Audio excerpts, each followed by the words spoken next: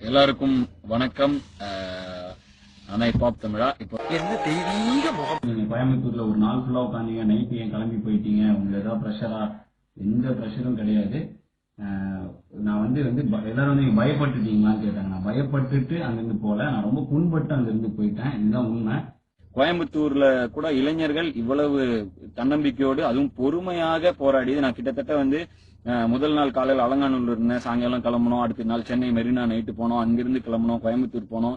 கோயம்புத்தூர்ல காலையில இருந்து நைட்டு வரைக்கும் ஒரே இடத்துல உட்கார்ந்ததுக்கு காரணம் என்னன்னா அந்த இளைஞர்களின் வேகம் எந்த விஷயத்தை நோக்கி அப்படிங்கிற ஒரு 4-5 கோரிக்கை இருந்த கோரிக்கையை ஒரே கோரிக்கையா மாத்தணும். திடீர்னு ஒரு 10 பசங்க என்ன அண்ணா நீங்க இங்க போராடாதீங்க, அங்க போராடுங்க. இல்லப்பா எங்க உட்கார்ந்தா என்னப்பா, இல்ல அங்க எங்க மைக் இருக்கு பேசுங்க. அங்க என்ன மேட்டர்னு பாத்தீங்கன்னா அங்க சம்பந்தமே இல்லாத ஒரு விஷயம் நடந்துட்டு இருக்கு. என்னன்னா தேசிய கொடியை சுத்தி அதை கீழே போடுறது, தேசிய கொடியை மிதிக்கிறது, இந்தியாவே எங்களை வஞ்சித்து விட்டா இப்படி பேசுறது. என்ன சொன்னாலும் நான் ஒரு இந்தியன்கிறதுல இருந்து ஒரு மாற்று கருத்தே இல்லை. இந்த மாதிரி தேசிய விரோத செயலுக்கு எல்லாம் நான் துணை போக மாட்டேன். அதை அவங்க கிட்ட தெளிவா சொல்லிட்டேன். உடனே மைக்க புடிச்சிட்டு போய் ஹிப்ஹாப் தமிழா, நீ உண்மையான தமிழனாக இருந்தா இங்க போராடு. எனக்கு ஒரு மாதிரி பயங்கர புண்பட்டுட்டேன். என்ன நடக்குது இந்த ப்ரொட்டஸ்ட்குள்ள அப்படின்னு.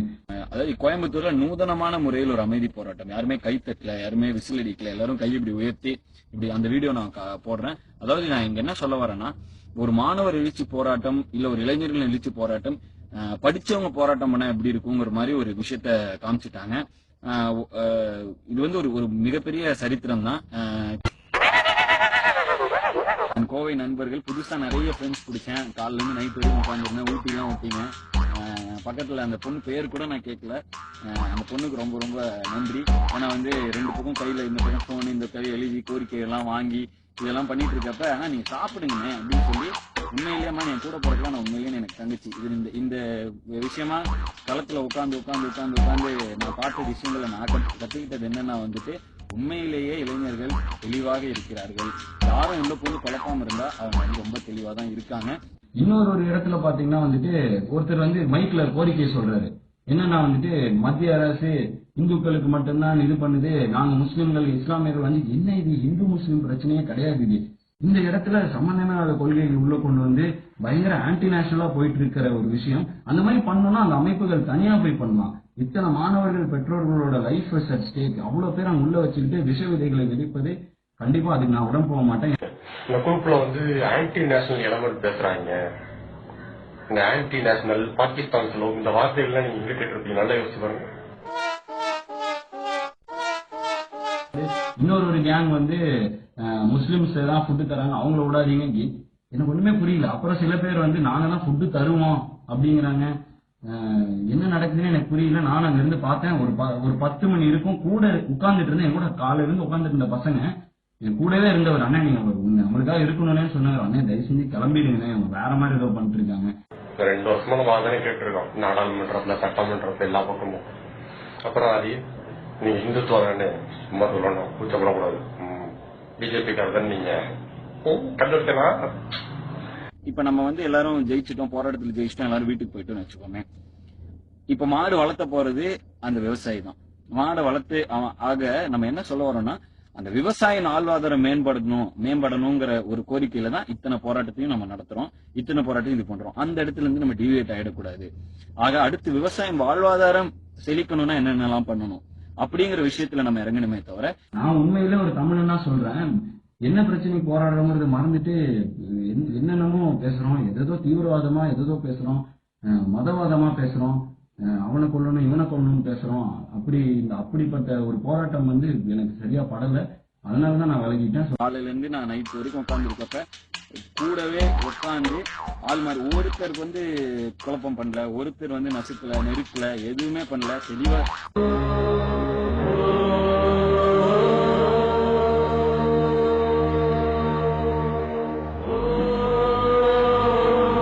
வச்சு பண்றது சுத்தமா எனக்கு பிடிக்கல. அது என் போட்டோ வச்சுட்டு கெட்ட வார்த்தைகள் எழுதுவது எனக்கு பிடிக்கல. ஏன்னா நான் அப்படிப்பட்ட ஒரு ஆள் கிடையாது. புள்ள தெரியுது பொம்பளை என்னடி நடக்குது செந்தமிழ் நாட்டுல. இந்த பாட்டு நான் கேட்டேன், ரொம்ப பிடிச்ச உங்களோட ரொம்ப பிடிச்ச பாட்டு அது.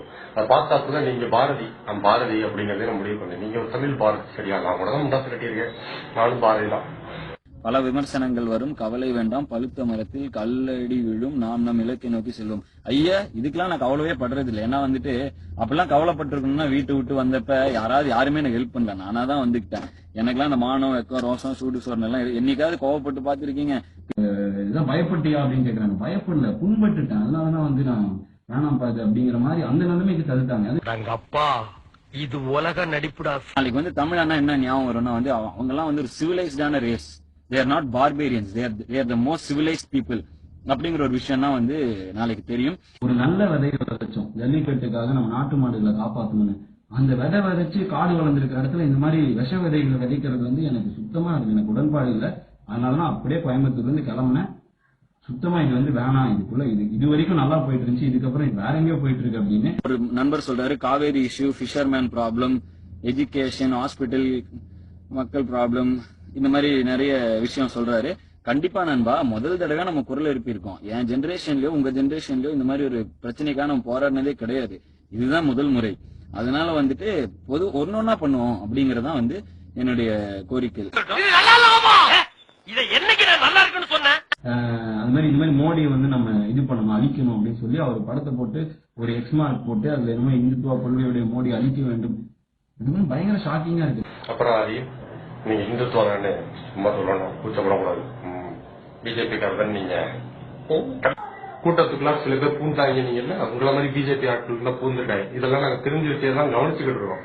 சரியா? அதனால கூட்டத்தை நீங்க கொச்சப்படுத்தாதீங்க. என்னடா புத்தலாட்டம் அது? நீங்க வந்து என்னை தாக்கலாம் மறுபடியும். நான் யார சொல்றேன்னு தெரியும். அவங்களும் இந்த பீட்டா கும்பலை சேர்ந்த, அது பீட்டா இல்ல, சரி, இந்த மாஃபியா கும்பலை சேர்ந்த ஒரு பேர் வந்து பர்சனலா ஒரு நேத்துல இருந்து என்ன தாக்கிட்டு இருக்காங்க. அடுத்தது என்ன, அரசியலா? அதாவது நண்பா, ரெண்டு விஷயம் நான் கேக்குறேன். நான் படிச்சிருக்கேன், MBA முடிச்சிட்டு PhD பண்ணிட்டு இருக்கேன், சமுதாய அக்கறை இருக்கு. அரசியலா அப்படிங்கறது ஏன் வந்து அது ஒருத்தர் வந்து அது கேவலமா என்ன நெக்ஸ்ட் இதெல்லாம் பண்றது அரசியலுக்கா அப்படின்னு எதுக்கு ஃபர்ஸ்ட் அரசியலை தப்பா பாக்குறது நிறுத்துங்க. இன்னொரு விஷயம் வந்து என்னன்னா, நேத்துல இருந்து ஒரு போட்டோ, ஒரு 5-6 பேர் போட்டோ போட்டு இந்த ஆக்டர்னு ஒரு 5 ஆக்டரை போட்டு அதுல என் போட்டோவை போட்டு நீங்களாம் மினிஸ்டர் ஆகுங்க, நீங்களாம் இதாகுங்க. அரசியல் வர அளவுக்கு எனக்கு அறிவு இல்லை, அறிவு பத்தாது. நான் ஒரு கருத்தை எடுத்துக்கிறேன், ஒரு விஷயத்த சொல்லி மக்கள்கிட்ட விழிப்புணர்வு ஏற்படுத்துறேன். இதை மக்கள் போராடுறாங்க, அரசியல்வாதிகள் பாக்குறாங்க, அவங்க அதுக்காக ஒரு சொல்யூஷன் கொண்டு வராங்க. இது வந்து ஜனநாயக ப்ராசஸ். இது அன்னைக்கு பாரதியாரும் செஞ்சுக்கிட்டு இருந்தாரு. இதுக்காக திடீர்னு வந்து அரசியலுக்குள்ள வாங்க, நீங்க வந்து நாடாளணும், இது வந்து சுத்தமா எனக்கு பிடிக்காத ஒரு விஷயம். எந்த ஒரு அரசியல் நோக்கத்துக்காக செய்யல, நல்ல விஷயத்துக்காக செஞ்ச ஒரு விஷயத்த வந்து அரசியல் சாயமும் பூசாதீங்க.